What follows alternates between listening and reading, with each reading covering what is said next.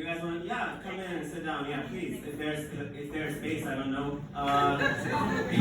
Is Jan anywhere around, by the way? Is anybody called Jan over there? No. Okay. We were supposed to have the next comedian, but he seems to be missing mysteriously. So maybe he got some sudden diarrhea. I don't know what actually happened. But alright, so we're just going to bring the next comedian on. This next comedian is visiting from a land very, very far away. And he's in Lisbon for a very short amount of time, so we're very lucky to catch him on this show. He's pretty well known where he is, and he does a lot of shows over there. I'm sure he'll tell you something about that. Or you'll guess probably based on his accent. So please, put your hands together and give a warm welcome to the very funny Jeremy!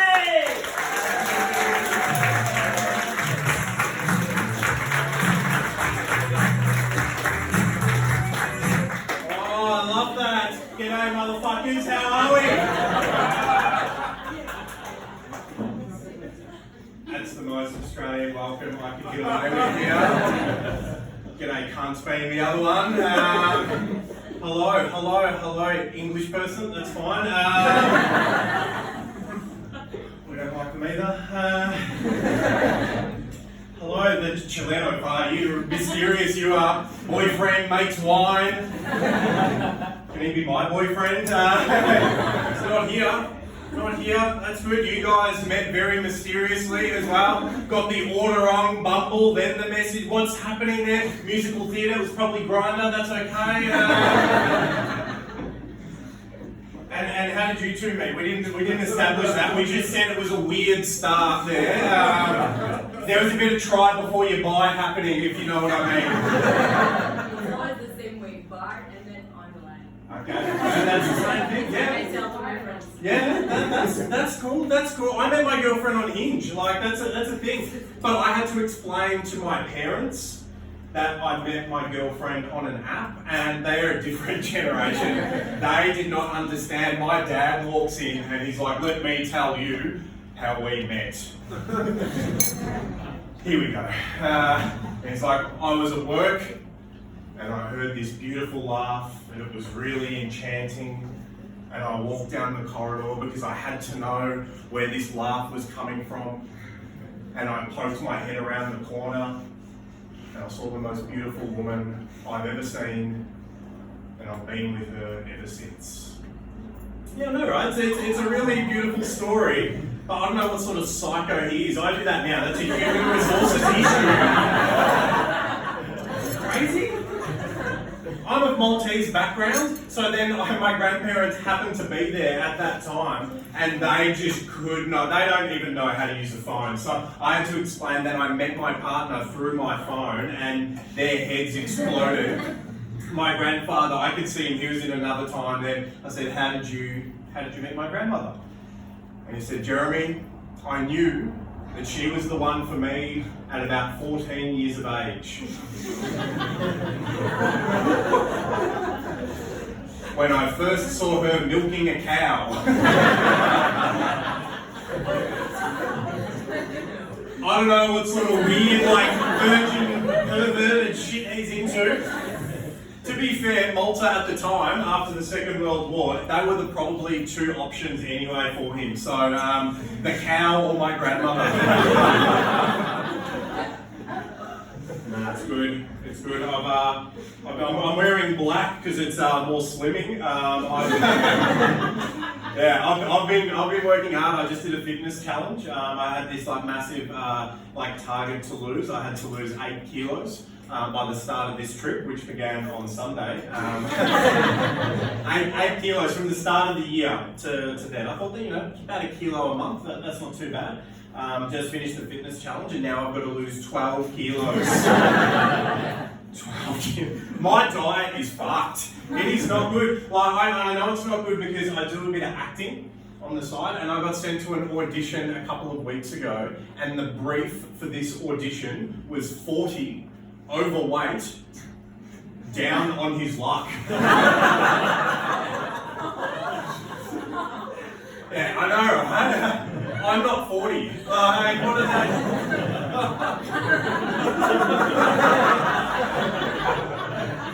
And so I walk into this audition, and all I had to do, folks, was eat a kebab. And that's it. I've had a lot of kebabs in my time, and I start eating this kebab, and the director looks at me and he makes piercing eye contact, and he's like,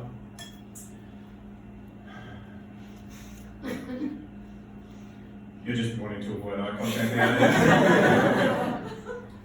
He's like, "Nah, sorry, mate. Just not authentic."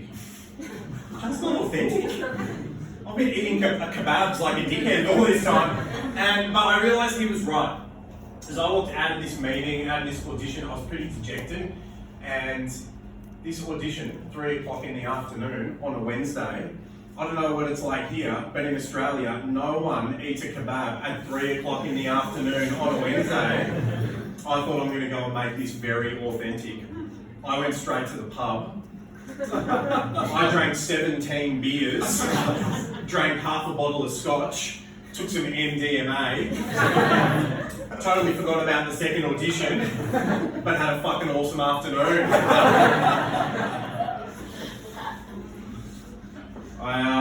In Australia, everyone loves pet names. Everyone's got nicknames in Australia. My surname's Dooley, so people call me Dools, although my ex-girlfriend, her pet name for me was Santa.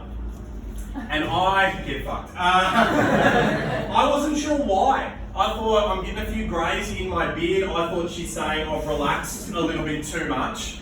And so I asked the question, and she's like, "Jeremy, I call you Santa because I no longer believe in you."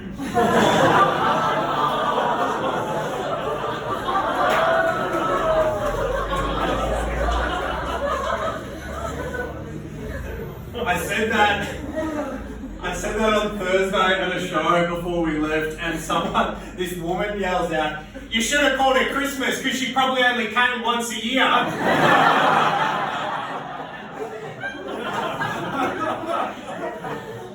How harsh is that? On me, more than anything. Once a year. Once. She never came at all. I did leave. Now, I'm quite self-deprecating as a comedian, meaning I like to take the piss out of myself, and I have to give the definition there because for the last 2 years, when people have come up to me and they said, "Jeremy, what sort of comedian are you?" I said, "I've been self-defecating." I've been walking around telling people I'm a comedian who shits himself. No one's pulled me up on that. Not good. Not good. Any Australians in the room? Oh yeah, a few. Yeah, I know you. Any real Australians in the room? No. You know there's Australians around because we like to state the obvious, but qualify it with some form of cursing at the start. Like, every day since being here, it's been like, "Jesus Christ, they really love cod," and like, "Holy shit, pastel de nata," and "Holy fuck, more steps! What?" Jesus Christ, I can see the Portuguese people. You guys are so fit looking. No, I get it. Tourists, we're the ones who are like walking around sweating, being like, "Oh my God, another hill. What is going on?" I love it. You've American-proofed Lisbon.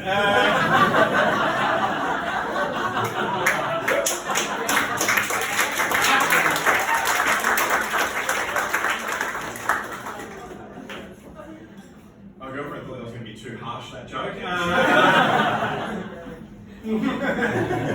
Any Americans in the room? Great. Oh, you! Don't shoot.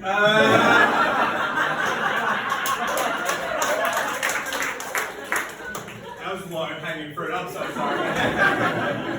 Where in America are you from? Kansas. Fuck, don't shoot.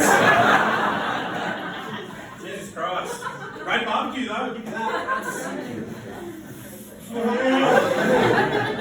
Got behind the man with shaved head and a beard. That's a sign of toughness. A universal, the whole world around. Like if you're baldy, if you shave your head, you've got to grow a beard. Otherwise, you look like a thumb. You know what's that, brother? You've got that, yeah.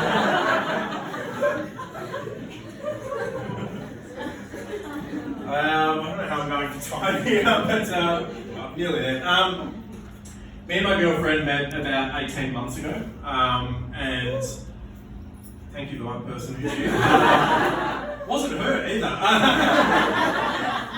She's just like, fuck It's gone for a long time too. No, we met about 18 months ago, and after the first date, I caught up with my sister the next day. And my sister's like, Jeremy, how did the first date go? I said, pretty good. I think we got to first base. I don't know what that means, right? What's first base for you? Musical couple. Fuck, this could be anything.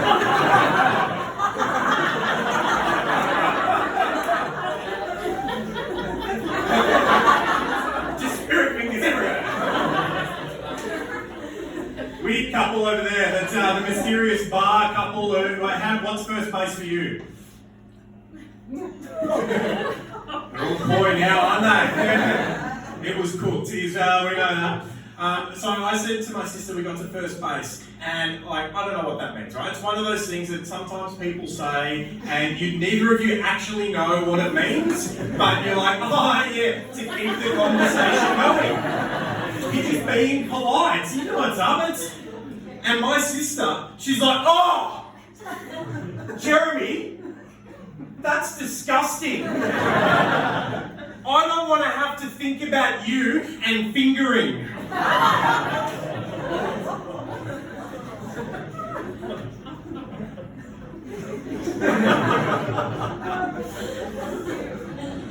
Yeah, I learnt a lot about my sister in that moment.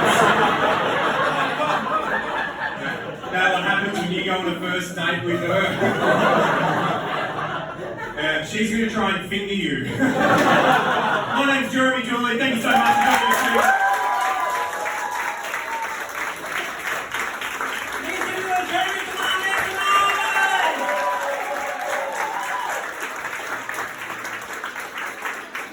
Alright, so that was the first half of our show. We're going to take a short 5-minute break, Portuguese 5.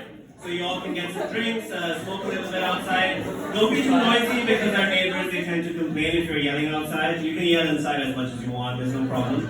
But yeah, it's going to be a short 5-minute break. If you guys want to leave, I suggest you don't because we have 3 more amazing comedians coming up after the break. But if you guys want to leave, this is a donation-based show. Jen's going to be by the door with a bucket, and suggested donation is €10. So if you want to leave now, you should donate 50. I'm just saying that. Alright, see you all in 5 minutes. Please, a big round of applause for all the comedians that are performing this first time.